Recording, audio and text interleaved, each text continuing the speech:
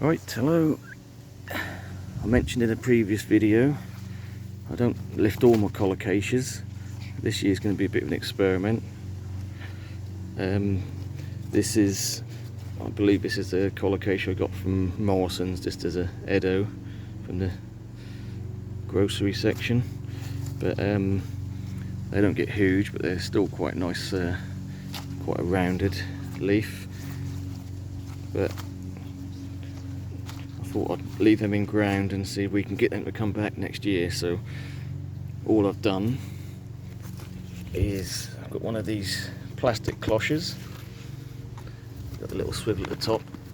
I always leave that open just to let a bit of air flow in so it don't get too hot when the sun's out. Let the heat out so it doesn't sweat, and you're not going to get much rainwater going in them little holes anyway. And obviously I've stuffed it with leaves, so it's where the tubers are, or bulbs, you can obviously it's going to be insulated from the top. It's not going to get too wet, so hopefully we'll say about March time I'll take the cloche off, take all the leaves out and put it back on, so it's just like a mini greenhouse, and we'll see if they start growing again. I don't see why they shouldn't, but we'll see. So that's the colocasia,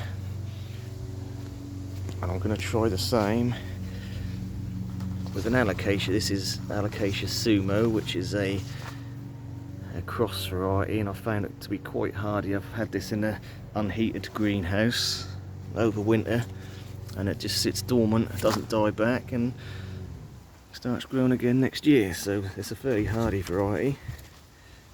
I have done a spotlight video on this, I think early spring this year. So yeah, it's quite a nice variety. You've got the sort of lighter dark veins at the back, and then nice green leaf at the front with the sort of burgundy red stem. So they're quite nice. They do get quite big leaves on. This was quite a small plant when I put it in the ground. So exactly the same as the colocasia I just showed you. So I've cut the leaves off to about 2 inches above soil level. Got one of these plastic cloches or bell covers and stuffed it full of dry leaves and stuck it over the top. Obviously these are pinned down with, they do come with little pegs, but they're not man enough, so I've got some tent pegs which are about 8 inches long, just to stop the wind blowing them off. So again, early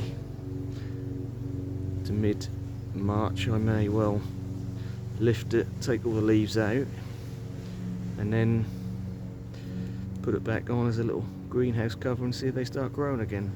This is a totally new experiment when it comes to alocasias for me. I did do a similar thing with some colocasias last year, and they came back and grew strong, so we'll give it a go, see what happens. So there's a